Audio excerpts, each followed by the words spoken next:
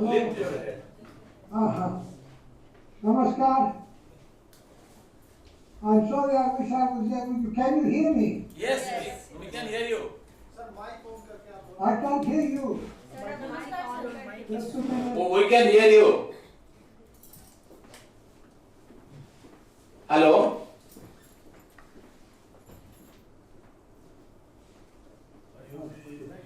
Hello?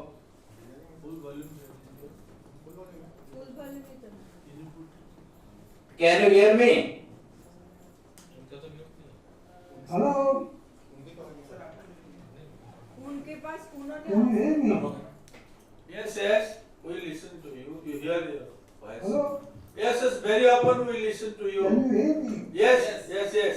We can hear you. We hear You you. can hear me? Yes. Okay, I can't hear you, doesn't matter. Okay, so thank you very much, first of all, for inviting me. It's a pleasure and an honor to be here with such lovely people, and I wish I was there in Delhi with you to meet you all.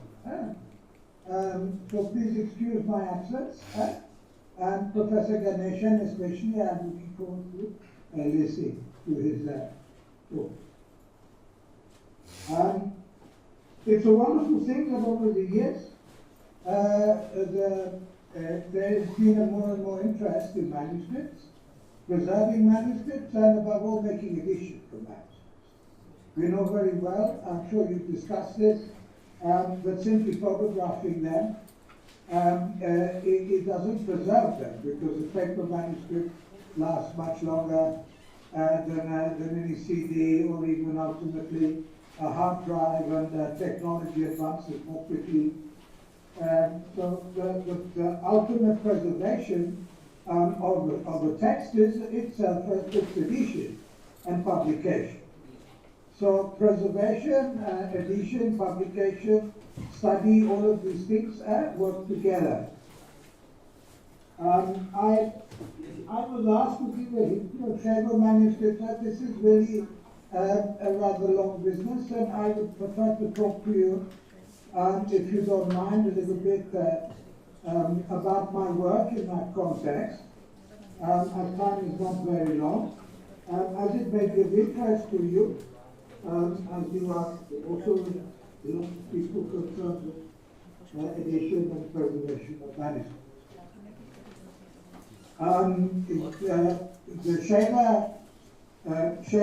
interest in Shaiva manuscripts has gone right back to the British times. We had people like Mishra, who collected manuscripts in Kashmir, Stein, who did the catalogue in Jammu, Ramveer Library at the beginning of the 20th century, Bengal along with Hari Prasad Shastri, he did the catalogue of the Nepal Darbar catalogue in Kathmandu, also at the beginning of the 20th century, and then of course throughout the second half of the 19th century, into 19th and 20th century, manuscripts have been collected and catalogued, listed by different people. A lot of them are foreigners on part, and also a lot of Indian professors, of course, like Chintamani, Hara Chintamani, and so on, and then into the later times, getting closer to our own time,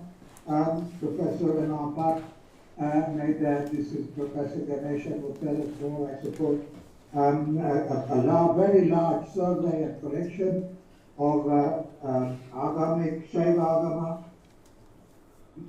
manuscripts in private collections and libraries in South India, and made a wonderful, for a period of 10, 20 years, I don't know exactly, a long time. He had transcripts made into the Ramanagari, and these were very, by the good offices of Professor Goodall, other people, Pondicherry, and this was put up at my suggestion on the Muktabodo website, so that they are now easily accessible. So South India has its own dimensions. Every region of India has its own particular dimensions, as you know. So talking about the whole of India is really very difficult, or it takes a great deal of time. Back in the 70s, well, People began to study with K.C. Pandey and K.C. Chatterjee before. They began to study what we might call non-dualist Shaivism, or what we call Kashmiri Shaivism, in the beginning of the 20th century. Additions were made, most of them quite good, some of them not so good, by the Research Institute in Srinagar.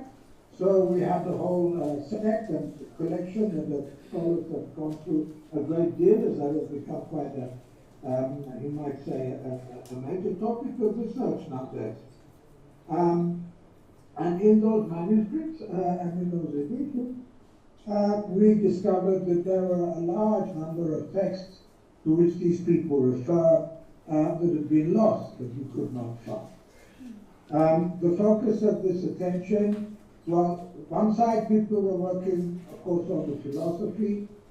There are all areas to work on, but there are people working on the philosophy, the Pratividya, and other people like myself, and first of all, above all, Professor Sanderson. We were working on the Trika works, the Trika exegesis of Abhinavagupta and his works and the citations especially, and the sources of his citations. Now at the same time, by a happy coincidence, as when Sanderson began to do this research, and I followed as his first student in 1975, when I began also in my PhD at Oxford, by a very happy coincidence in 1970, the Germans invested millions and millions, or what are nowadays euros, into photographing, making microfilm manuscripts. First of all, of the Darbar collection, which was called National Archives, and then subsequently of manuscripts in private possession, first in private life, then outside the life. Now, this for us was a major source of discovery of what we were looking for, texts that Abhinavagupta is quoting in his Tantraloka, and his Valividyayottara, and his Paratrinchika Vivarana. This search began simply on the basis of looking for sources. As that went on, Professor Sanderson and this modest plodder in his footsteps discovered more and more that there is, of course, a vast literature on Avamic Shaivism, and that this literature, in order to find what had been lost and what it could have contained, needed to be surveyed, and it needed to be recovered. So this is also, as I said, coincided with what Professor Anand Bhatt was doing in South India for the recovery of what was nowadays in very loose terms called South Indian Shaivism, that is to say Shaiva Siddhanta. His aim was to prove that all 28 Siddhanta Agamas, as listed, did actually exist, which people doubted in his day, and he certainly succeeded in proving that. There were more than 1,500, I think, something like that, transcripts made of manuscripts, a lot of them in Grantha. They would have been hard to read anyway. It was the first step forward.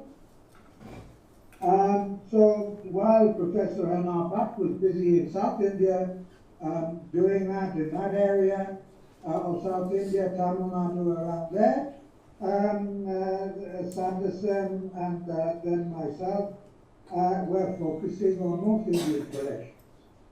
Now, in the early 80s, I made a small hand list of what loosely called Tantric manuscripts. I went through the catalogs, available printed catalogs, about 30, 40 institutions, and made a list of manuscripts of texts that looked of value that have not been published. So this helped me to orientate myself as to the location of texts and the kind of texts where they are and what they are. So this I've still not published, but this may be of use to somebody, and I will even it was for me in my early days. What emerges very clearly, and has now become quite standard was that we could really define two periods of Shaivism, what we call early and late. Early are simply the period before Abhinavagupta and comprises the text basically that Abhinavagupta quotes. It happens by very nicely, more than a coincidence, that all the early texts in Nepal, the manuscripts that are preserved in Nepal are rather unique for the for South Asia, because some of them could be quite old. We have manuscripts that date back to the 7th century AD. Extremely rare. It's very the Skanda Purana, for example, that people have been editing for years. And we have other manuscripts, as of course as they get younger, less older, numbers increase, but at least 300 Shaiva texts of interest, 300 or 400 that are in manuscripts that predate the 11th century. This is a huge number, and of course we have a lot of copies of texts that were predating the 11th century.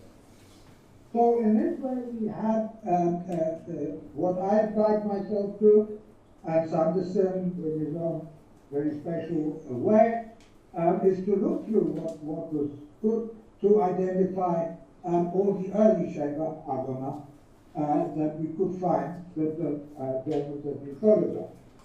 So I started to do that in the late 70s, and then it continued as they continued to photograph. And this is still a process going on. They finished photographing, and now they're producing a very detailed catalog. But there's a huge number they photographed. I don't know how many, several lakhs of texts and millions of folios, and also Tibetan works that got confirmed. Right. Now, in the course of that research, it was very easy to establish, of course, that it's not just that we're dealing with single works, but we're dealing with corpus, corpi of literature. A text of substance will belong to a category, the corpus of literature. So as a person, as a young man, and even as an old man, we cannot study everything, so I needed to focus down. And in my particular case, I chose, out of the early Shaiva Agamas, I chose the Tatkas of the Kuki category. And that is the corpus of literature. I worked for 20 years for the IGNCA, producing an edition of the Kumarika Kanda, the Montana Vaida Tantra, that was published in the year 2007. Now, in the course of those 20 years, the publish was published in 14 volumes. It could have been done much quicker if I'd have just been concerned with the text, but the text was not intelligible without looking at the whole corpus of literature to which the text belonged. So then I engaged 5 people. I started an office. I ran that office for more than 20 years. 5 people were working full-time in that office, 6 days a week. They learned their Wadi scripts, going as far back as they are, the oldest. I taught them that. They also learned Sharada, because we also had included Sharada manuscripts. Subsequently, also they learned Granta, and well, of course, they learned the North Indian, Bengali, Maithili, that were required for the manuscripts that were of interest to me. Now, at that time, in those 20 years, I was concerned with producing texts that could be manageable more than simply, after that, let me just tell you before I go on with this. At the end of that period, in 2007, I joined Mukta Gauda. And in Mukta Gauda, we produced something close to 350, 400 e-texts from manuscripts and printed books, right? Now, that work was simply concerned with single individual items, single manuscripts, single publications. right? This, I can say now, is a major tool for research nowadays. You can do global searches. If you look up the word Shakti and you search Shakti, then it'll appear on the screen in a folder, hundreds of references with all they are in all the e-texts that have been typed out in that collection, right? So, of course, a very valuable tool. But in the first instance, in the first 20 years, I was concerned with preparing texts for edition. I was concerned with being able to read these texts very carefully, to study them, and to have texts in a way that could be easily edited. Maybe not to edit the whole of them, but to edit the parts that were necessary for me to write the notes to the edition that I was making of the Kumarika Kanda, the Mantana Bhairava Tantra. The Kumarika Kanda, Mantana Bhairava Tantra is 6,000 verses. More than 7 lakhs of searches were made for all variant readings within the manuscripts and in other manuscripts of related schools in order to establish whether a reading in the text should be amended or corrected, or it should be left as it is, because the form of the Sanskrit there is what we call Aisha. If it's Aisha Prayoga, then the reading should be kept as it is, because it's not a mistake. It's the form in which the Sanskrit is something equivalent, perhaps less sophisticated, to what is called nowadays Buddhist hybrid Sanskrit, right? There's a lot to say about that. This is a lot to discuss. Any person who is editing these texts of an early period is always confronted with this problem.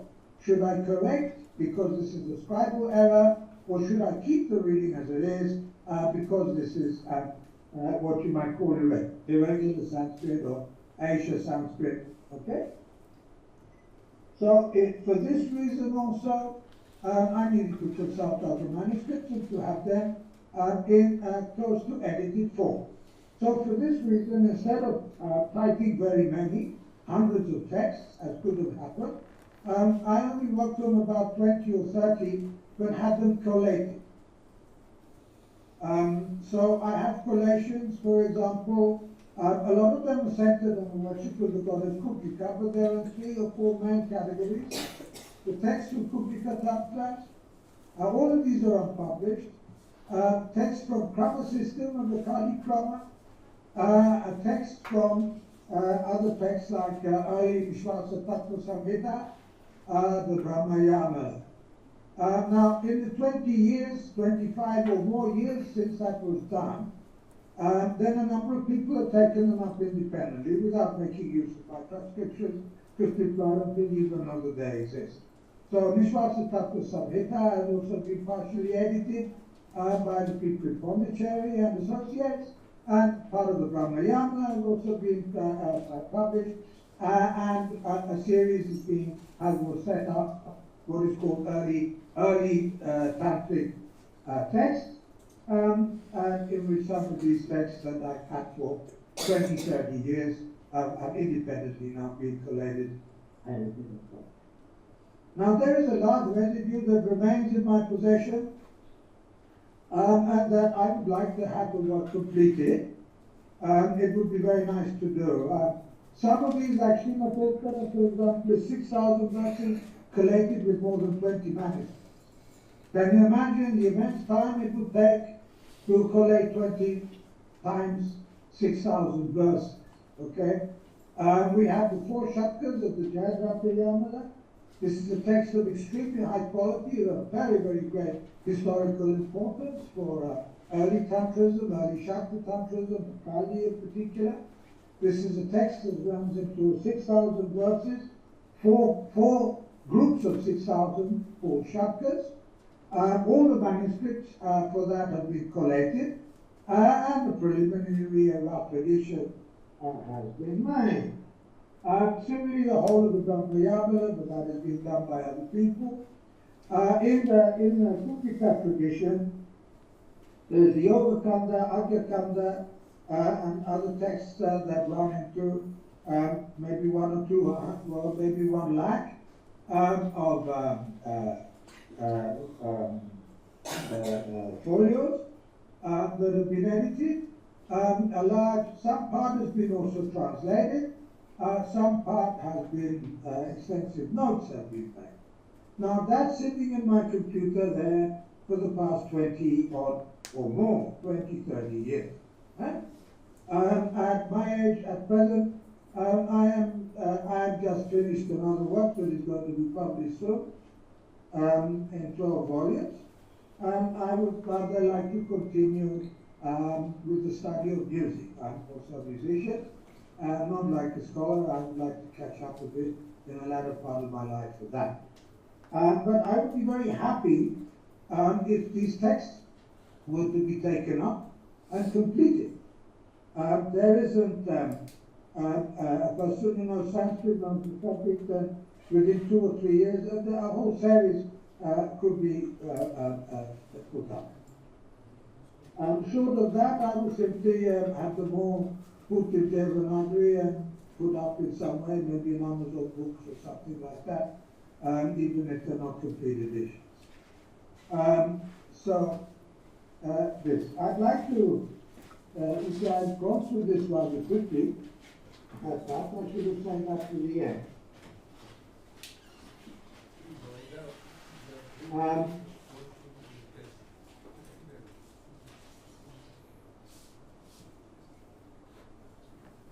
So, this is basically what I wanted to tell you.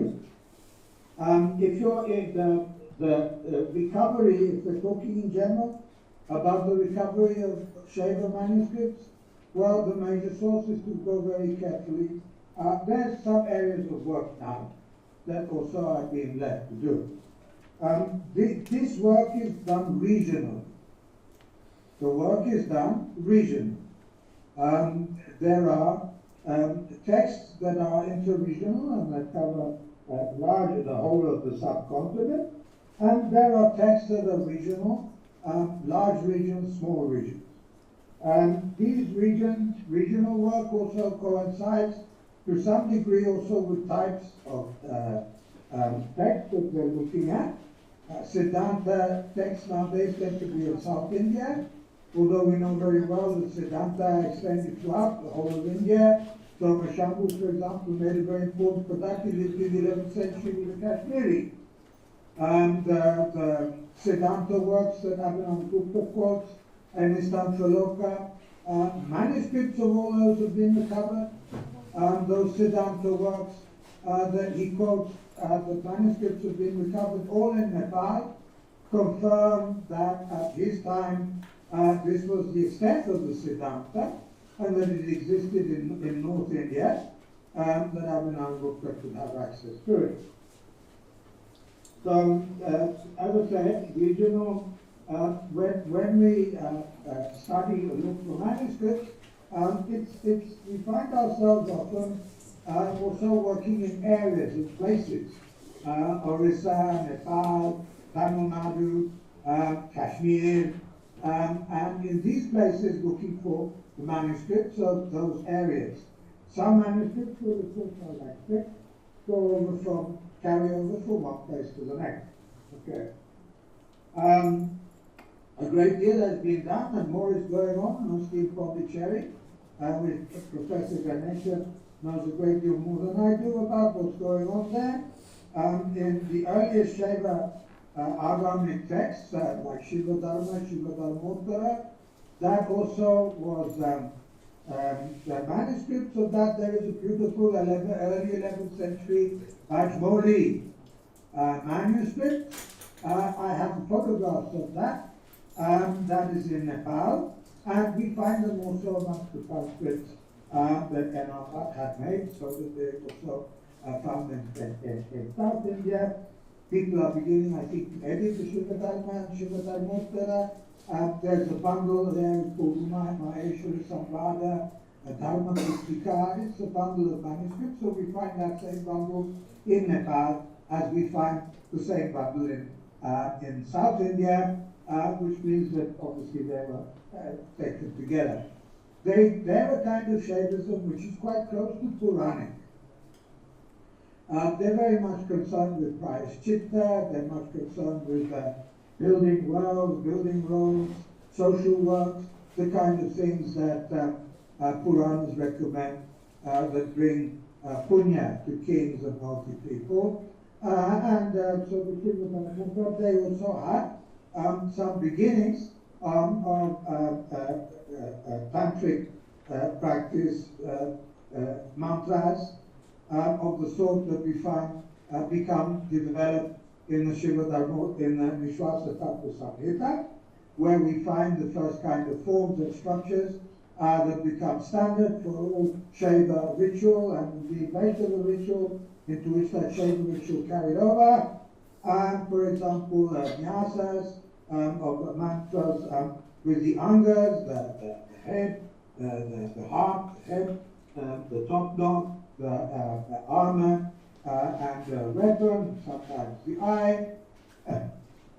They 16 syllables like a flame, and so on, we find mentioned, because the first time in being is extensively in the Samhita. So it's a great read for people like me who've been working with these texts to see the origin, the earliest origins of these procedures. Along with that, people have sometimes dated as being around about the same date, but that's hard to say. Is a Tantra of a completely different nature, the Bhairava Tantra. The deity of the Vishwasa Tattva Samhita is a kind of mild Sadashiva or Rudra. These are carries over from pre-existing Pashupata. The pre-existing Pashupata, they had a corpus called the Ashtapramana, of which we only have a few fragments. Maybe more is being recovered. There's the work of anyway, he's in Oxford now, on Pashupata Shaivism, and Pashupatas were of two kinds. I wrote about this in the early 80s. I think Sanderson has carried that on until we found out more. There were Brahmins, and we might call Shuddha, and there were people who are not Brahmins, and they're forming about all of these, like a kind of prayaschitta. And the ones who are not Brahmins, they would wear galas of human bones and carry skulls. So those kind of people developed into what are called Kapalikas, or Somasiddhantis, and the kind of tantra that the Brahma Yamala is the kind of tantra these kind of people would follow. The god of that tantra is Kapalisha, and Kapalisha Bhairava. There are a good number of Kapalisha lingas all over India. There are 3 at Benares, one of them in Manikarnika. You'll be happy to know. There's another important one in Kolhapura, Kapalisha. So this, from the Brahma Yamana, we have the first extensive worship of Matrikas and the beginnings of yoginis, large numbers of female forms. And these female forms are grouped into families called kulas. And these families are the families that correspond to the 8 matrikas that are set in the directions, the wives of Brahma, Vishnu, Maheshwara, and so on, Brahmani, Maheshwari, Dhyani, etc. Okay? So from here, in other words, we have the early roots of what later became Taoism, which is Shakta, and like this, the offerings and the rituals are performed very often in cremation grounds, very impure places for the Siddhanta, meat and wine and blood and human bodily fluids and so on are offered. Largely the deities are wrathful but also benign, or what I call erotic. And Brahma Yamana perhaps represents the first very extensive text, 12,000 verses in which all this is. These kind of procedures are distant. Okay? The other very great text that has not at all been published yet, that is in my computer and that should really be published, is the 4 chapters of the Jayadratha Yamala. The Jayadratha Yamala has a pleroma of female forms, a huge number of female forms, especially wrathful ones, Kalis and Lakshmis. But here the Lakshmis are red and fierce. They're not sort of benign like Vishnu Lakshmi, the Lakshmi we commonly know. And it's within that milieu that a tradition develops called Krama, came to be called Mahakrama, or sorry, Mahanaya, Maharta, Krama system, which is centered around, which has the conception of consciousness as being made of a pleroma of energies, cognitive energies, and that these energies are pouring out in the rhythm of creation and destruction through the senses, through the bodies, through the minds, and through the pure consciousness of infinite being, of deity itself. And in this process, the one is created and destroyed, and huge pantheons of divine forms corresponding to these worlds that arise and fall away momentarily are described in many prayogas, in these 24,000 verses of this text. The idea then is that the absolute is time. Time is the flow of cognitive consciousness. In the world, going through something called the means of knowledge, all of this already appears in texts of phenomenal beauty. I am publishing some of these now in my Tantra Loka that will be out very soon, in 12 volumes. So that's there. Soon after this, we come to the Kutrika Tantras. In parallel to this, earlier than the Jayatiyamla, but developing in parallel, is the Trika. Trika, the earliest Tantras, this is the Yogeshwari Mata, of which we only have 2 manuscripts, though some of them partially edited. Then another text called Tantra Sadbhava. That Tantra Sadbhava I put up on the net. It's the only text that I have partially edited, and people have acknowledged that it's mine. Otherwise, all the others I put up, they simply stole and said that they did themselves. I have at least a dozen people who are my disciples. Hidden Gupta Shishya. So I'm rather tired of that. I'm not putting them up anymore in e-text form. I'm either going to put it in print or not at all. It's really unfair that people's work should be treated that way, right? So that means the whole corpus of Krama system. I had all the manuscripts all collated, a great deal of it edited, of the whole Krama system from the earliest 24,000 verses of the Jayatiyamla, right the way through to the text of Shivananda, who brought it to Kashmir, and formally into Purvamsavarna Gupta. Okay? Then you see, parallel with that, they are running with the Trika text. The Trika text, Abhinavagupta mentions about 12 or 13 Trika Tantras in his Tantra Loka, of which unfortunately we only have the Siddhi Yogeshwari Mata, the Mani Vijayottara, the Tantra Sadbhava, just these 3. The Tantra Sadbhava, partially edited, has been acknowledged as my work by some gracious miracle, or I don't know what God inspired honesty in some scholar, and you find it in bibliographies, in standard works of Pondicherry, by some miracle, I don't know. Thank you very much for whoever was honest enough to do that. That text needs to be completed. That text needs to be fully edited and translated and studied. Okay, that's about 6,000 verses. There's a nice project for some. So similarly, the Mantanabhairava Tantra, I edited 6,000 verses, translated and put them up on and published in 14 volumes, 500-page volumes. It is the Indira Gandhi National Center for the Arts. I think it's the largest single project by an individual that has ever been published by them. Although that doesn't make any difference to me, but just as a matter of interest. Why this is relevant is because there are 3 or 4 other parts of the Mantanabhairava Tantra. There's the Yogic Kanda, the Argya Kanda, and the Siddha Kanda, of which I've collated all the manuscripts, made partial editions, sometimes extensive notes, almost translation. So that all that needs to be completed. There are also independent works within that school, like the Chinchini Matasara, It's about 700 verses, but of extremely high quality. This is one of the finest texts I've ever seen in print or in manuscript. That also has been edited and is to be fully completed. Otherwise, the Shikola from Yoda. Then there's, of course, the Shatsa Hasika. The Shatsa Hasika I have edited with the commentary. Is an expanded version of the Kukika Mata Tantra. The Kukika Mata Tantra is the root tantra of the Kukika tradition. 3,500 verses. All 3,500 verses are embedded in the 6,000 verses of the Shatsa Hasika. That comes along with a commentary, a brief commentary. I have edited all that and translated most of it. I would like something to finish that in a couple of years. That should be done. That would be published in about 3 or 4, 5 or 600 page volumes.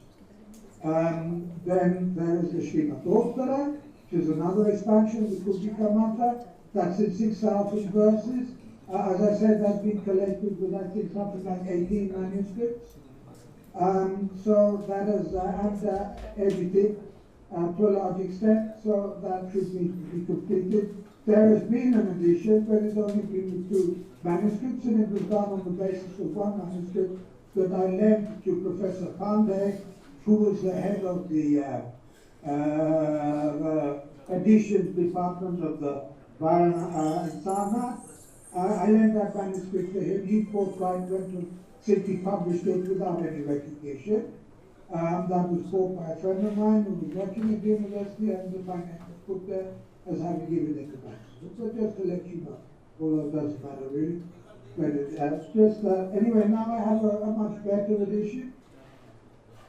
So that also needs to, should be complete.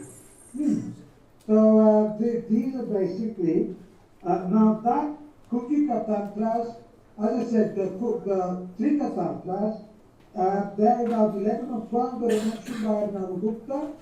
I'm mentioning the Kukika Tantras because the Kukika Tantras are actually a form of Trika. They are development of Trika. So the other manuscripts, I'm afraid that have been lost, are the Trika Tantras that Abhinav mentioned, the Viravali, the Shiva Vaidava Tantra,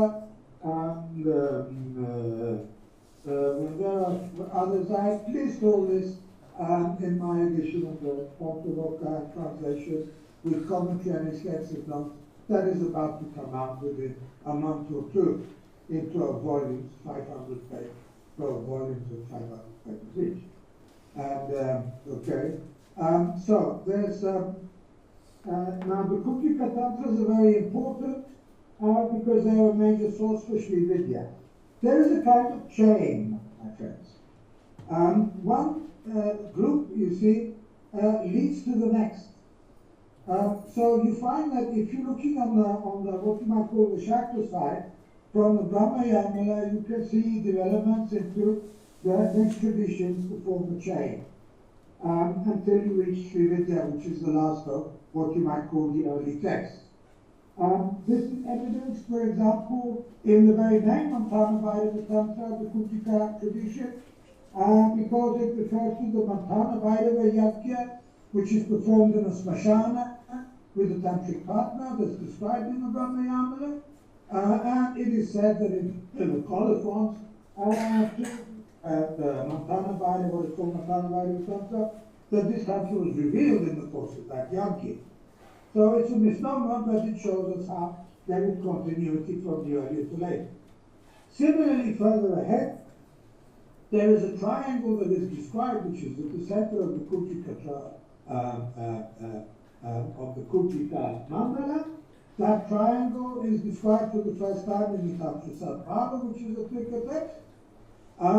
The same verses, while 3 lines of those verses are extended into 4 lines in the Kukika Mata Tantra, taken from the Tantra Sadbhava, those lines, some additional words are added, and the pitas are projected into the corners and the center, Purnagiri, Jalandhara, Kamarupa, and Udiyana. Now that triangle with the siddhas, with the siddhas, and so on, is put in the center of Sri Vidya, of Sri Yanka. and the gurus in those pietas are called the yogis. So in this way, then I'm giving you a very example of how one school leads to another, and we have a chain. So that everywhere along the line, we need to actually have additions and study there and see how these developments take place. So these are one of the things for the future. So I am very happy if somebody is interested, you know anybody, I'm very happy to send details of possible work to people who would like to complete. Save many years of labor.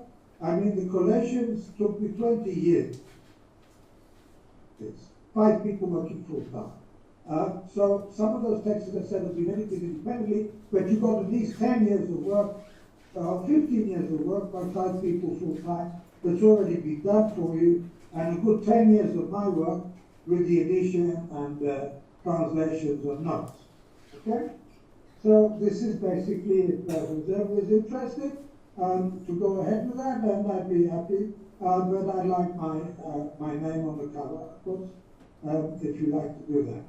If not, it doesn't matter. In a few years I'll be gone. In a few years we'll all be gone. With all the other Shaivas before us. Okay, so now I just 1 or 2 words very quickly. After the 12th, 13th century, Tantrism changed radically in North India. South India continuity was somehow maintained with Pancharatra and Vaishnava Siddhanta, so the early Siddhantas continued into later. But in North India, there was a great change that was marked by a text called the Prapanchasara Tantra, and the continuation of the Prapanchasara Tantra, the Sharada Tilaka. And in the Prapanchasara Tantra, the Sharada Tilaka, a completely new way, an approach to a procedure was taking place. Am I over time? No, not yet. I hope this is interesting to you. None of this has been written by anybody. What I'm telling you is totally new. I don't know if these things interest you. Between Hello, Mark. Hello, Mark. Are you able to hear me? Mm-hmm. Yes. Yes, I'm Ganesan from Pondicherry. Yes. Yes, please. Yes. Thank you for your information on your various research projects which you have been doing all along. And I would be thankful to you if you just inform us, the scholars here, what are your latest projects you are involved in critically editing. Yeah, if you please send me an email, I will send you a list of everything. Is it possible? I will send, if there is someone who's interested, and maybe to do some work or something, I'm very happy to send a list of everything I have, of what is there. And if anybody wants to go ahead with that, I'm of course very happy to assist in any way. Yes, but the present work which you are engaged in which work are you engaged? Presently, you are engaged in which work? I have just finished the Tantra Loka, and I am now engaged in playing sitar. Tantra Loka, I play sitar and teach. And what I'm actually doing, some people are actually going through Shastrastika. There are a lot of diagrams in there. They are being drawn properly. This thing is happening. I just finished this Tantra Loka. It took me many years of very hard work, and yes, I'm happy to play music. Music is wonderful. Yes, it is nice to hear that Tantra Loka is being critically edited. You have the... I don't play with Tantra Loka. Bigger people than me, everybody better than me, and I'm the smallest of the small. But nonetheless, you may find, not you, perhaps other people will find something of interest in that. Yes. I also heard that Professor Sanderson is also engaged in critically editing. Yes, he will produce his own. Let him produce his own. Swami Lakshmi just produced it. Shyam Prakash, Professor Shastri made one translation. Some other Gautam made one translation. Lillian Silva, chapters 1 to 5 in French. No. Noli in Italian. Yes. Each one has their own thing. Yeah. Mine is with a longer journal of his commentary, and there are many more notes than the text. Okay. You It's have very extensively annotated. okay. You have more readings. Professor Sanderson will no doubt contribute very much. I will read it with great interest. One of the qualities of my work is that the translation is very close to the original. I not produce explanations, I produce translation. And so that it can simply be useful as a work for translation. Other people often, they like to explain as they go along, which is very good, excellent. I prefer to put my explanation in the notes. Excellent. So the work is put in as good in English as possible, immediately intelligible, with as close as possible to the literal, so that it can be simply used as a translation. Okay. So that is one of the qualities. Also, I have looked for cross-reference, everything that Abhinav Gupta said about himself, his own work, and other people within the tradition from the Sanskrit. I went through all the manuscripts I could find for texts like the Dyczkowski and so on that Abhinav Gupta mentions and had not been published. And then Sanderson will have done much more, will do much better, and that's fine. I simply did that for myself and for the benefit of others who like to really know what it means, literally. And then for others, again, who could be more advanced, what it means more extensively in a deeper sense, and they can look at other works. Yeah. These other things that I have, I would very much like to share with somebody who would be enthusiastic to work with me on that. If there is such people, I'd be very glad to meet them. Otherwise, I will find some other way. Okay. After Tantra Loka, what is your plan to take up? Which text are you interested in? After Tantra Loka, I've been studying Siddhartha from my teenage. And I spent a lot of time with all these other intellectual activities, and I would like to end my life as a reasonably decent musician.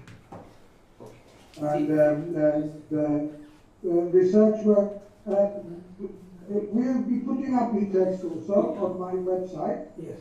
Could you tell me? Used before. Yes. Something like 150 e-texts are going up on the website. Okay. Could But you these are share? not the ones I've been talking about. Could you share about the details of the manuscripts of Tantra Loka? Huh? Details, what are the provenance of the manuscripts of Tantra Loka? The analysis of Tantra Loka. Yes. Well, you have notes that go on pages and pages, and 200-300 pages of appendix to each volume. No, manuscripts did. Manuscripts? Yes. Manuscripts. Yes. And check the manuscripts. There are not many, and they are all, they can all be made available. I think Environment also has them in the Montevideo office. If not, I can leave them there. There are only 5 or 6, 4 or 5 complete manuscripts with the commentary and some fragments, not extensive. But they're mostly in Shaiva, but not only. They're very accurate compared to Nepalese manuscripts, extremely accurate, because the people who copied them were obviously learned people, and were copying them for their own use, it seems. So they took great care. And unfortunately, with the Paratrinshika, other works like Mani Vijayvartika, the edition is very poor, because there are only 1 or 2 manuscripts, and those are quite corrupt. Okay? So Paratrinshika Vivarana, there are only 2 manuscripts. They are copies of one another, or 1/3, which is a common source. So Nyoli, who edited that, has had a hard time correcting it, because that was not okay. Because the manuscripts, these manuscripts are in the valley, they tend to just stay there. So the one we have is a rather incestuous group, so the mistakes carry over from one to the other. So they're a relative help. But on the other hand, like Tantric, fortunately, I made a good number of emendations going along. I tried to edit as I could, but I don't publish an edition with it because that would be far too much work. But I can make that accessible. We put it up on my website. You can have the collated version of the Tantric, and even I can put up the manuscripts so people can look at them and if you require to do that. Yeah. Anirban speaking, sir. I have a question. Yeah. Actually, as you know, that the conference or the seminar is about identification of unpublished manuscripts. So I would like to request you kindly highlight 2 or 3 texts so that the students can transcribe, and later we will find out some scholar to edit. So I request you at least 2 to 5 texts now. Yes. Okay. Well, you see, I have made a hand list. That Anil Banji, he checked the ones in Pune and found the numbers were wrong because I mixed up Patna with Pune and people that so that needs to be checked. But you see, I think if you don't mind me saying, learned sirs, that before we go, it would be nice to have a general survey in all different areas, you know, Nyaya manuscripts, Mimamsa manuscripts, you know, Vaisheshika and you know, aesthetics, whatever, you know, with different groups. So in this way, I wanted, I was a child, I was in the 80s. I went through all the catalogues I could find for what I call just tantric manuscripts. So that covered the general areas, Siddhanta, Lingayat, Shaivism, Vaishnava, Pancharatra, all kinds that we could generally call themselves tantric. Okay? So I just noted down manuscripts of unpublished texts, mostly all unpublished. They're a good number, I could make that available. I will at my website. I'm producing a website now with e-text and this thing I could put up. So people may be helped with that. There are, you know very well that the published catalogues are very few. The unpublished works are with, you see, can I just say one small thing that is perhaps obvious to a lot of you, but I think it's said. To find one good manuscript that is unpublished and of value, historical or for its content, you have to go through thousands. It's like looking for diamonds. You know, you have to dig out tons and tons of earth to find one small diamond. Okay? So mass photography of libraries, of manuscripts, is very good to a certain point, but what needs to be done is to identify. So for example, the whole Jammu and Kashmir collection, there are only about 20, 30 manuscripts there that are of value, of some great value. The rest are not so much. 20, 30, 40, not more, out of some thousands, right? So the first thing, if you want the person to identify, is they should go through all the catalogs they can. Nowadays, in the 80s, all I had was the printed ones. Now the National Manuscript Project has made a lot of other catalogs and hand lists and so on. I think it's very important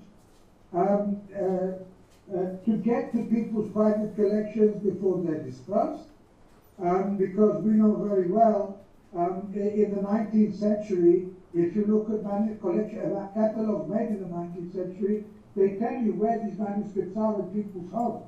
So that's long gone, okay? So similarly, if you want to catch and locate manuscripts in private collections, that should be done quickly, otherwise you lose everything. So at least I suppose you know if you look at that. You should have people who know the subject carefully going through as much as possible and searching for possible titles, right? Now, if you like, myself or anybody, you can form a small committee. When you have such people, they make a list from available what they've gone through. You make a bibliography of everything you've gone through, and then you make a list of possible manuscripts that are of interest. These could be forwarded to a committee, and then they could be graded according to what is more important, middle, and not so much. No. So in this way, that's how I began, without any committee or anything. In my very small, very initial work, just going through the catalogs in the 80s, I found located about 300 or 400 manuscripts that were of unpublished works. At least 300 or 400 unpublished works of different schools. And also I noticed at that time, I'd just like to finish here, that it's not only single manuscripts that you discover, but you discover whole corpuses of literature. For example, there was the yoga text. Now, Lavala, they have made a whole library just of yoga shastra. Alright? Now, similarly, there are Kaula Tantras. They form a whole corpus. Right? So, in this way, those people who go through these searches, you will not only find single texts, but you find groups that work together. Okay? And these are inroads into the history, because in the long term, in the long run, we want to have an overall view, and that these single texts should be detailed of that larger map. Okay? So this is what I would suggest. And if someone like that, I'm not going to give out anything to anybody on a simply private basis. I've done that. At least 20 of my works I've lost in this way. To people who are not willing to acknowledge me. Even very, very senior scholars, when I was a young. So I would be happy to cooperate, very happy, honored. I don't know how to say, I'm at your feet, sirs. All of you to cooperate, but in such a way that whatever I may contribute, however small, that it should be in some way acknowledged. Okay? So this is all. Thank you, sir. I can say. Thank you. Thank you. So I would like to request the chairman, Professor Praful Kumar Mishra ji, to give his remarks. He was the chairman of this session, sir. Mark ji. Professor Praful Kumar Mishra ji. So he will give his remarks. Thank you, sir. Professor Mark.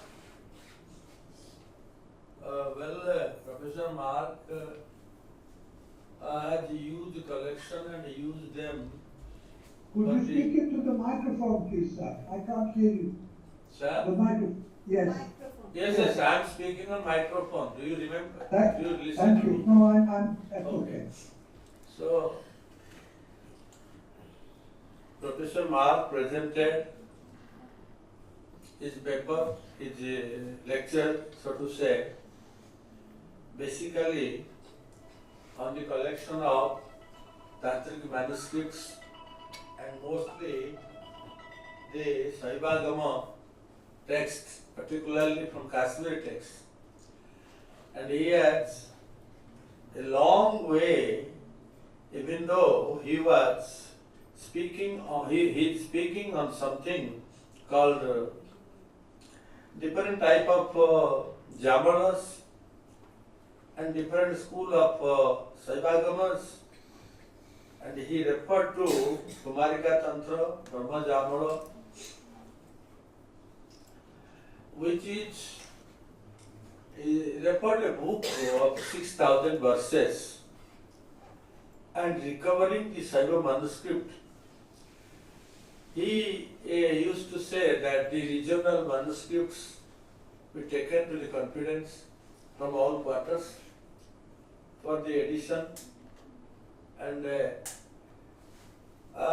regarding the confirmation of the text, he uses from different parts of the country. He moved from different parts of the country, from Odisha, Nepal, Tamil Nadu, Kashmir, and collected the Bamboo manuscripts of Nepal and he finds the Shaivism close to Purana and Dharma Shastra, because in many texts, in many tantric texts which we go through, Ganesan will speak more about this because he is expert of the subject. But however, in these tantric texts, we find many prayaschitas, prayaschita jaga, and many works for kamya karma, namitika karma. And as regards the tantric practices, the manuscript which is not known to the rest of the world is called the Atharvangirasa Kalpa of Paipalada Samhita. And since the Atharvangirasa Kalpa is not published in its original way, people have different texts with variant meanings, so that you cannot say that this is the original text. I have seen so many manuscripts on Atharvangirasa Kalpa, which is published, one fellow from Odisha published in Odia script, and another manuscript long before, about 30-40 years. My professor K.C. Acharya gave me one manuscript of Atharvangirasa Kalpa, but that is full of practices, tantric practices, avicharas, which is similar to the text which I read, that is Ganasiddhi of Ganasiddhi, you know, of Indravuti. So, in Odisha also we have a mixture of tantric practices, and many stotras are there inside the tantra, and many historical informations are there, and that is not a strict rule, and strict we cannot say. As for example, one text I would say, Durga Jajana Deepika and Durgosava Chandrika, all these texts are only pertain to one type of worship. As regards the Kashmiri text, of course I am not authority on Kashmiri text, but Kashmiri text they reveal the inner consciousness. So these tantric texts are mystic in its nature. They reveal different types of the steps of consciousness. That's why the scholar, Professor Mark, who is expert in revealing those things, he says the Pasupata Tantra, Shaiva Tantras and Brahmana Tantras in his own way, and he also consulted Brahma Jamala, where the female folks are described, those female tribes are described, which are the female counterpart of Brahma, Vishnu, Maheshwara, etc. And there is the practice of Panchamakara is there. And Jayadratha Jamala is also a huge text of whom there is Mahanari and so many practices of there, which has 20,000 verses as informed by him.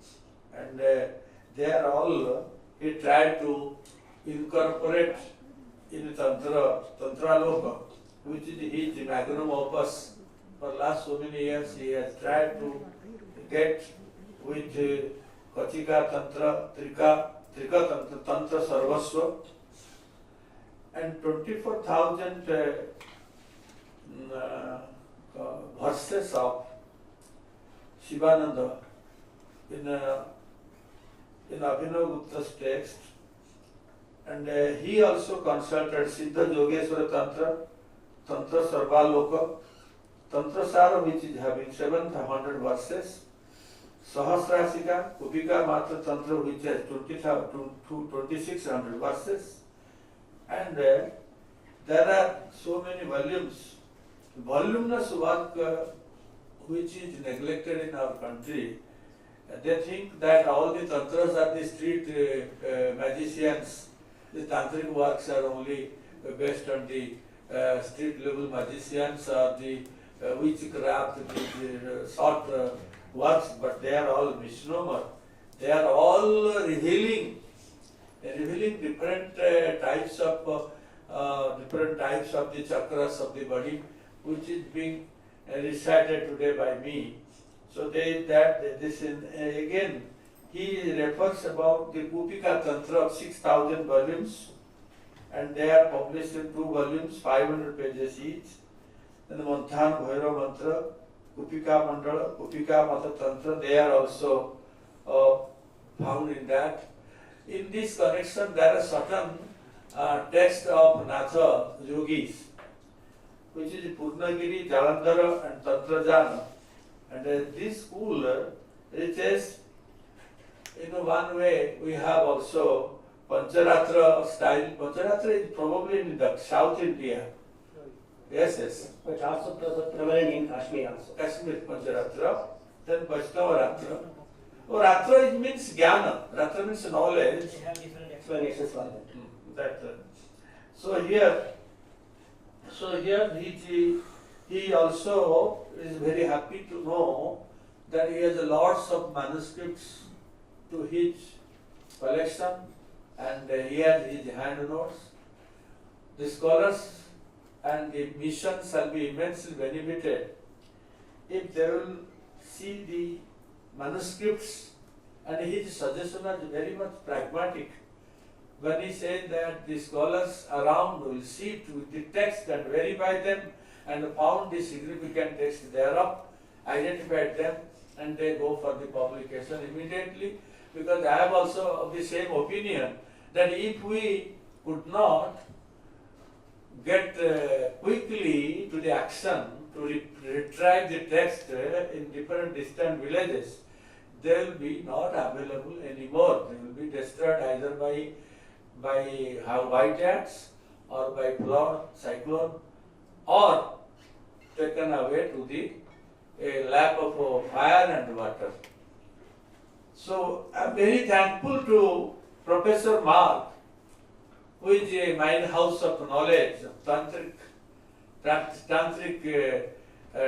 and tantric practices, and his authority on tantra text, who has dedicated his life for the editing of tantric text, Tantraloka and others, and we should take advantage of his knowledge. Thank you. एक जिज्ञासा है तंत्र मंत्र यंत्र ये दोनों एक दूसरे से जुड़े हुए हैं। तो महाउपाध्याय देवनाथ ठाकुर का तंत्र कौमुदी और मंत्र कौमुदी बहुत विस्तृत रूप में छपी हुए है MRI से, मिश्रा रिसर्च इंस्टीट्यूट से। क्या यंत्र का ये सामूहिक कोई पुस्तक छपी है या है ऐसा मैनुस्क्रिप्ट? हाँ,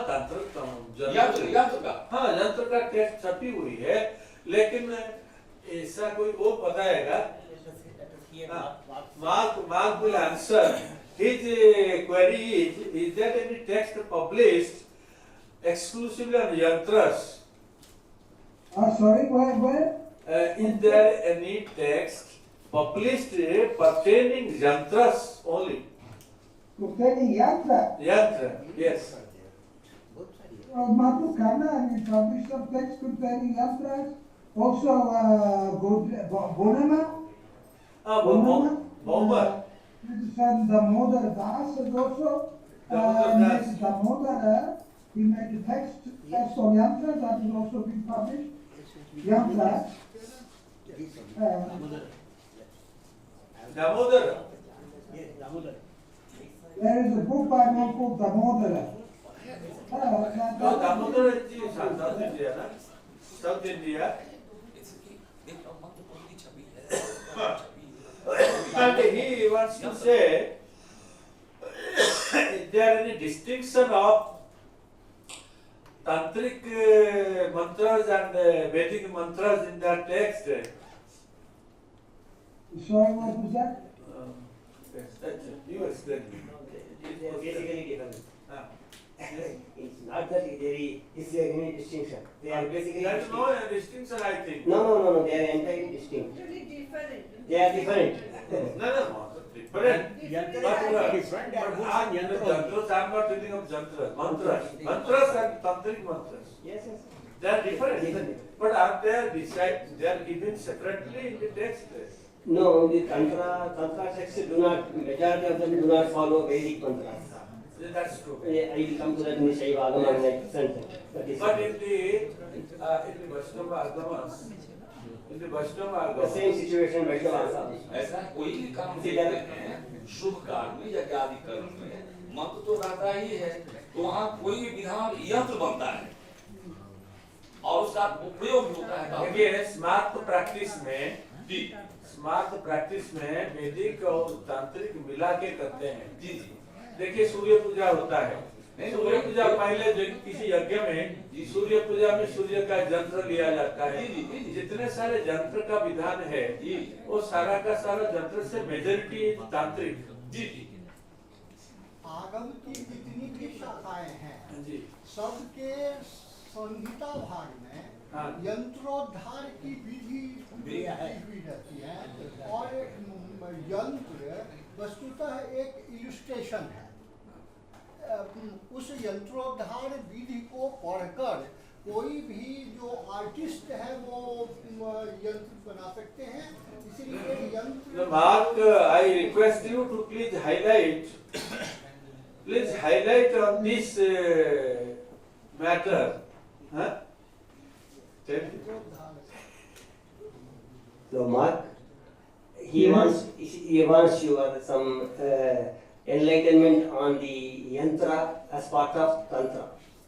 Is there any So, part where they I'm are? having trouble hearing you all. What did you say, sir? Can I hear? Yantra, can you shed some light on yantras as part of the tantras? Yantra, yes. In what way they are related? In what way yantra is related to the mantra? No, in the early period, yantra is a place where the deity is worshipped. Every deity has its mantra, major mantra. Every deity has its major yantra. Okay? Now, the yantra is the location of the deities that surround and attend upon the main deity. So this can be drawn in a diagram, or it can be elaborated with a drawing, right? Now some deities are great deities, major deities, and these yantras become major yantras, just like the deities are. Like Sri Vidya and Sri Chakra. Or Kumkika was like this, okay? Other deities are minor deities, or the prayogas are so you may also perform very simple basic rituals for specific purposes. These are called prayogas or kalpas. Prayoga is a Vedic term, kalpa also is Vedic, but you find it in the Tantra. So if you want to, I don't know, capture some girl, or you want to kill some enemy, or you want to do something like that, then there are special yantras for that, mantras for that, and that also is related to the deity who is helping you to perform these works. These are called kampas. So there are maybe many yantras. In the course of an extensive puja, you will have the central yantra with the main deities, and you may have many subsidiary yantras, each one with subsidiary deities, and around which other deities are stationed that worship them, like this. So you find sometimes that you find many mandalas yantras are being drawn around the central one. One is being done for purification, another is being done for invocation, another is being done to place the Arvapatra, another one is being done for the Naivaidya, another one is being done to place the incense, another one is done for the Upacharas, others are drawn to worship attendant deities. So like this you may find in very elaborate pujas many yantras being drawn. But the principle is always the same. In the center is the main deity, and around is the surrounding entourage. whether they are attendants. It is There a is a chakra. main yantra and then there are subsidiary yantras. Is it a chakra of jantras? Cycle of jantras. Yeah, that's all. Okay, it's enough. Now, is it a cycle of jantras that the main deity is in the when chakra puja is done? Chakra puja, the sadhak is in the middle and the uttara sadhakas around him, and they have their own. Navagraha Yantra Puja is there. Huh? Navagraha Yantra Puja. Navagraha Yantra puja is Along with that, that is not इसलिए there. Shankaracharya ने भी कहा है न मंत्रम no यंत्रम, वो कुछ नहीं जानते हैं। न मंत्रम नो यंत्रम तदपि चले जाने स्तुति महो। By the time of Shankaracharya, you see, please listen to me, please listen. By the time of Shankaracharya, Tantra was very much established, isn't it? No. Ganesan ji, am I correct? By the time of Shankaracharya, Tantric practices and Tantric texts were established. Already So it is nothing new because the sloka which there is also Sri Yantra is there. Shankaracharya's sloka, Sri Yantra, all the yantras are there in the mantra of Anandalari and Saundaryalari slokas. In the South Indian edition, we find all the yantras, they have explained. Saundaryalari, whether it is still debatable whether Shankara has composed it, because a lot of variation between the Saundaryalari idea and the Brahma Sutra Vedanta. No, that is true. So That we is cannot connect it. Whosoever is a Shankaracharya in the Saundaryalari, all the slokas are identified with the different chakras, different jantras, and accordingly the mantra is worshipped. It is a practice of the tantrics to worship a mother divinity through different jantras through the sloka in the Saundaryalari. Yantras refers only Anga Devata, Ayudhas, Vahanas, Parikaras, Sanga Sayudha Savahana Saparivarasya Devasya Puja Bhavati. Tesham Ayudhanam Parikara Devatanam Avaran Devatanam cha Jatra Jatra Avasthanam Bhavet Tasyaiva Prastutikaranam Yantram Bhavati. इति तत्रापि इदानीं वैदिक जागे वयं पश्यामः नवग्रहस्य यन्त्रमस्ति। आसन शुद्धौ आसन शुद्धि भवति तत्र आसनार्धे यन्त्रस्य निर्माणं भवति ततः परं सामान्यार्थ स्थापनं तत्रापि यन्त्र निर्माणं भवति विशेषार्थ स्थापनं भवति तत्रापि यन्त्र निर्माणं भवति यन्त्रं विना कोऽपि कार्यं न भवति। Okay, thank you. Mark Ji, can you hear me? Can you hear me? Yes, okay, yes. Even though the chairman Praful Kumar Mishra has given his remarks, but I have a small question for you. Can I ask you? Yes, please. Please guide us. What will be the future research of Shaiva Tantra? What is the difference between? What will be the future research in Shaiva Tantra? Please guide us. What will be the research in Shaiva Tantra? yes, future research? Who does research? You will do the research and you will guide us. Huh? You will guide us to do some research, no? You want the list of names? No names. The text and the tradition and the scholars, topics. Oh, for the study of Shaivism, who started studying Shaivism? No, any manuscript. I am talking about the manuscript related work. Manuscript. Yes. Early manuscripts, the earliest ones I told you find in Nepal. Okay. Oh, and then the other one you find a lot of not early manuscripts but early texts you find surprisingly in places like Trivandrum. In Trivandrum they have her. You also find surprisingly you find some early manuscripts also if you go to Jaipur. There's Jaipur because they and of course what you have is the main thing there in Pondicherry. They made this beautiful collection and Professor Ganesan is an expert in that, I would like to say. he knows much better. So you have to look at each library.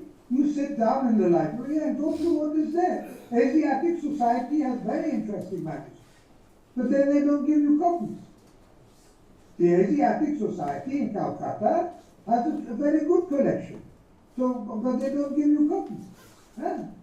So this is also a problem. I have a few manuscripts from Asiatic Society because I made those copies in the 80s, when it was still possible. Okay? And Baroda has a very good collection. See, the difference, there are two kinds of collection. One is a collection that is done very systematically by people guided by scholars. The Gaikwads, they send pundits out all over India looking for manuscripts. So they made a very nice manuscript collection. The Asiatic Society, the British were there, the foreign scholars came, they made a very nice collection. Other places are like places of deposition, like Sampurnananda. Sampurnananda manuscripts came from everybody's homes without any particular selection. So it's the largest collection in the world by far, but the quality is not at all as you have in the Asiatic Society. No? So I think the problem is not just where the manuscripts are, it's by getting access to them. No, I would say, if the mentality is changing, which I very much hope, then everything starts to go up on the net, but not everything. You know, we have the example of someone whose name I don't want to mention, who goes around photographing every manuscript he can find. No? So he has photographed tens of thousands, but actually of those only a few are of any great value. So if these things are put up on the net, and we have access, if we could just have access to the Asiatic Society library, for example, there are very good manuscripts there. And some of them just unique copies. So these kind of things need to be done. Also, we need to go from one script to another very easily. So you have people, local people, for the manuscripts that you have, for example, in Kerala, in Trivandrum University, other places. Trivandrum University has surprising good number of old manuscripts. Because somehow in Kerala, for reasons I'm not a historian, I don't know the history there, they preserved from a very long time back association with North India, the early manuscript tradition. This happened also in Tamil Nadu, but after the Chola period that was lost. So those manuscripts, some of them, like the Dyczkowski was preserved, and Shaiva Dharma, but most of them then were also lost. So you have to go region by region, and a person has to go and sit and very carefully select. So I would suggest that people go, for example, to Jaipur and look at what's there. They have a catalogue, go to Trivandrum and look at what's there. No, we will listen from you. I If think you have something these things, we have to fight to have access. All my life working in this field, it's been a great battle since to lay hold on these matters. it is very difficult to get access, no? Yes, that is true. NM has to improve. If by some great We'll do grace some of God- discussion in the latter session about how we can get the manuscripts easily. How you get the Asiatic Society manuscripts? It is very difficult to get from them. Get all of them that are there. This is a particular collection where everything is valued. Because it is a very select collection. If you photograph everything in Sampurnana, then only 1 out of 1,000 will be of value. But if you photograph everything in the Asiatic Society, 80% will be valued. You understand you see what I'm saying? Yes. Now, the thing is they won't give me one. Maybe if I came and with letter from Modi, they would allow me one. I don't know. You people are running the country, my goodness, I don't know. There's no use to have a manuscript, you can't read it. You can't study it. So if you please, my first suggestion, if you like, where a good manuscript, Asiatic Society. Alright, and then dispersed in a lot of other places. And of the Nepalese collection, of course. And for Shaiva and the Shaiva, what you have in Pondicherry. what the people have collected in Pondicherry is wonderful. Not only what they have there, but all the documentation. Right? So this is what my immediate thing. But then there are regional studies. We hardly know anything about Orissa, for example. The Tantras up there in the text. One last thing, if I may be allowed, because I'm taking a lot of your time. I have asked Anirban, who took over from me from Muktagoda, and he has done some very nice work in the past 3 years. And I left behind some manuscripts of Paddhatis. You sir were talking about Prayoga and practice, okay? Now these Paddhatis are a very regional phenomenon. They belong very much to the Kashmir Valley. But they are extremely important because these practices have been kept secret for centuries. Now the situation has completely changed, society has completely changed, and the only way to preserve these practices, and the only way to understand what they've done, is to begin typing these Paddhatis. There are tens and thousands of them, right? I selected a few back in the 90s, when it was still possible to get them from there, right? Now, I can buy many more also in Nepal, in Berlin. You can get 3 folios for €1. For 30,000, I get 9,000 folios, and if they're very selective. So this is a kind of case study. This is a very important case study. I'm not going to give you a lecture now about the deities and all the secret practices in Nepal. But this is, you find the same thing in Orissa. You find the same place in Kashmir. That if you look at the Paddhatis, this is something very regional and very characteristic of the place. And it will go hand in hand with anthropological study of the place.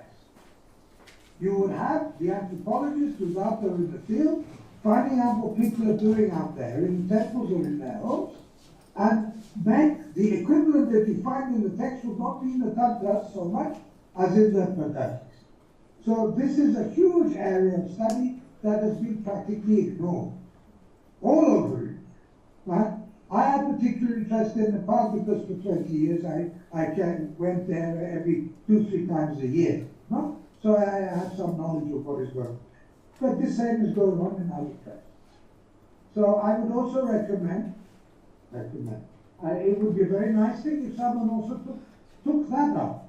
These manuscripts seem to be of little importance, a minor. But if you look carefully, the particular regions, they have their value. Yes. Okay, thank you, sir. Okay, one question Ganesan is going to ask you. No question. Hello, Mark. I'm happy to inform you that I have undertaken the study of Shaiva Paddhatis, Shaiva Siddhanta Paddhatis. Sorry, what did you say? Paddhati. Paddhati. Yeah, I have started my critically editing some Paddhatis, unpublished Paddhatis. Can I give you some Paddhatis? Yes, no. When I you have. have about 300 Nepalese Paddhatis. No, I have. 400. I have about not many in my work, but Yes, you have to look in your own area. I just want to add that I have undertaken study of critically editing the Paddhati, Shaiva Siddhanta Paddhatis.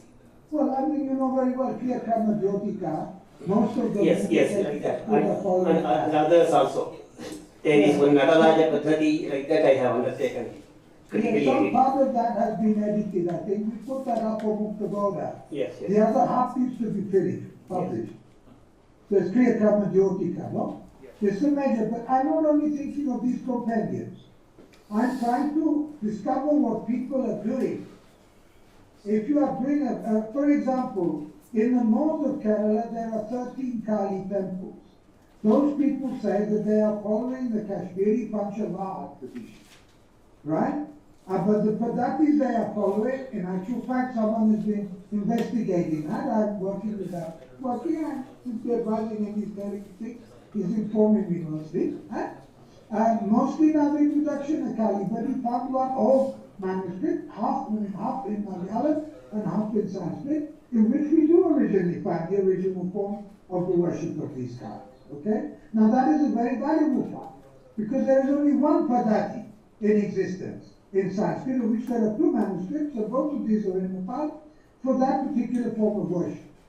Right? So when you go into these Padatis, a lot of them, you have to limit yourself, you have to look and search carefully and find what is of value. It's like looking for manuscripts of value. Right? And it helps, I think, at least the cases I know, to do that together with what people are actually doing. The prayogas, what people are doing in the temples or in their homes, and trying to find the parallels in the Padati. You won't find those parallels so easily in the Tantras, because the Tantras were written centuries ago. People stopped reading the Tantras centuries ago, and what they're doing now is they mostly follow the extracts that are in the Padatis just simply for convenience. This, you know, Yes. this is from all over India. Yes. So okay. So if you ask it, I don't know if that answers your question. Okay. I can tell you about Nepal. Is there I can't any tell you question, about any more, Nepal. any query? You know better than me about that. That's Any fine. query from anybody? Okay, thank you, sir. Okay, thank you very much. That's very kind of you all to have me, to invite me. And yes. Thank you, sir, for your kind words. That was Dr. Mark Dyczkowski from Germany. Okay, I'm sorry.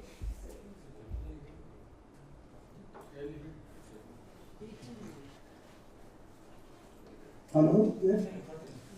Can you carry on? Continue. Yes, I can hear you. Yes, she was asking a question. No, sir, I was not asking any question. I was thanking you for being a part of this program. Thank you very much. Thank you so much. Thank you, Very sir. kind of you and all of you, and it was a great pleasure. And I really hope, I would like very much if you manage to take me up in what I'm suggesting, that you could help me to complete my work, if some of you or you find people who may be interested in that. Thank you very much for having me, and it's been my honor and my pleasure. Okay? I'm sorry, I need to go now. Dhanyavad. Thank you. Proceed for lunch. I request you all to join us for lunch on 5th floor guest house.